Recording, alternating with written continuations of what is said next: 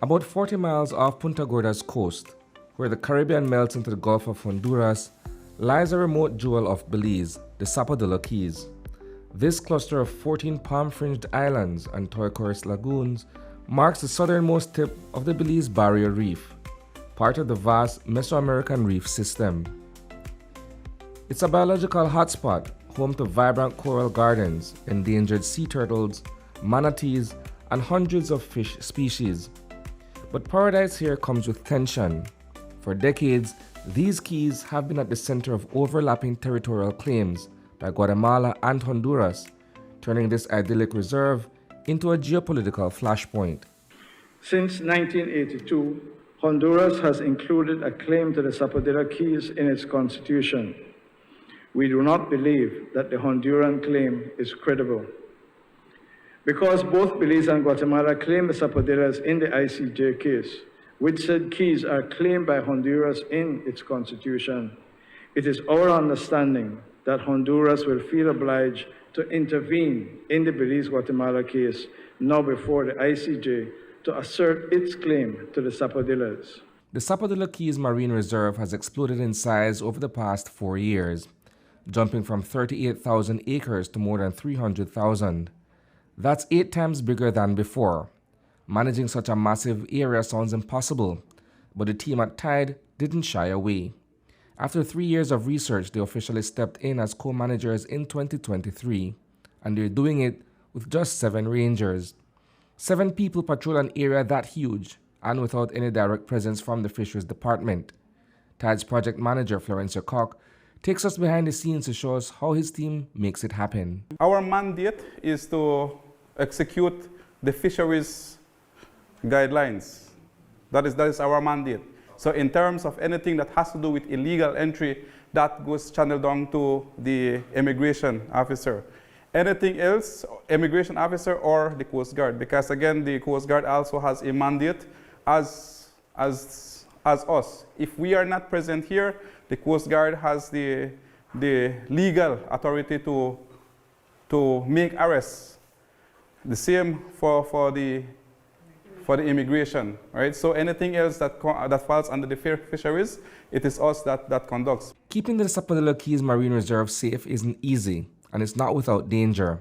Many of the fishers crossing into Belizean waters come armed and aren't afraid to resist arrest. Twice a day, 2 Coast Guard officers join Tide patrols, making sure the team stays protected while doing their job. Lieutenant Alan Armstrong explains just how critical these joint operations are.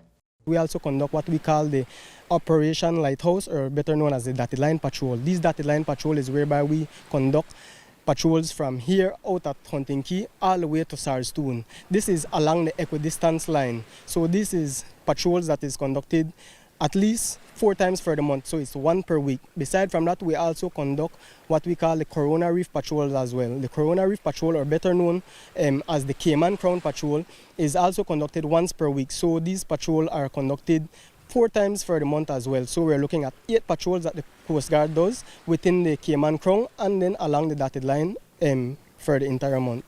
The stakes are high. Rich fishing grounds and pristine reefs draw not only Belizean fishers but also boats from across the border, often illegally. Conservation patrols battle to protect spawning sites for species like Nassau grouper, while international courts weigh sovereignty disputes. One of the primary concerns that we have is the issue of this, by nature, it's a transboundary area. So we have a lot of illegal fishing that is carried out by our Guatemalan and Honduran neighbors. So we have fishing communities from Guatemala and Honduras who are in close proximity, about 45 minutes from here, and then they engage in illicit fishing activities. So they use gill nets, which are very destructive. They use long lines. They do night fishing. They use illicit spears, for example.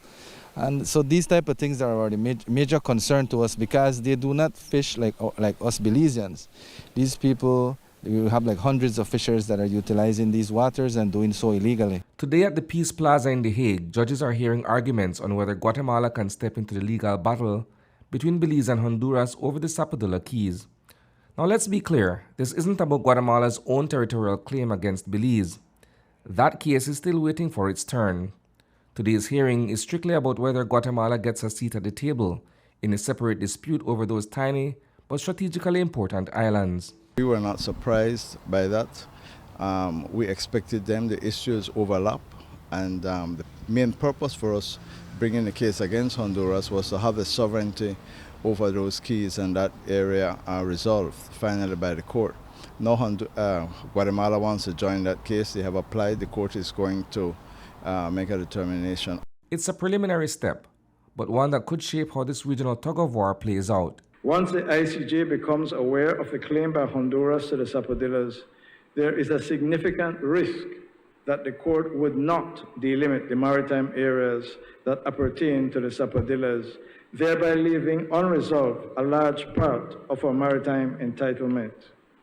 Indeed, the ICJ may decide not to pronounce on sovereignty over the Sapodillas as well, even as between Belize and Guatemala. This would mean that sovereignty over a very important part of our sovereign domain, the Sapodillas and the maritime areas pertaining to it, will remain unresolved. The main case over Guatemala's claim to Belize, land, islands, and maritime areas is still in play. All the written arguments are done, but the next big step, oral hearings, hasn't happened yet. So while the paperwork is complete, the courtroom showdown is still to come. Reporting for News 5, I am Isani Cayetano.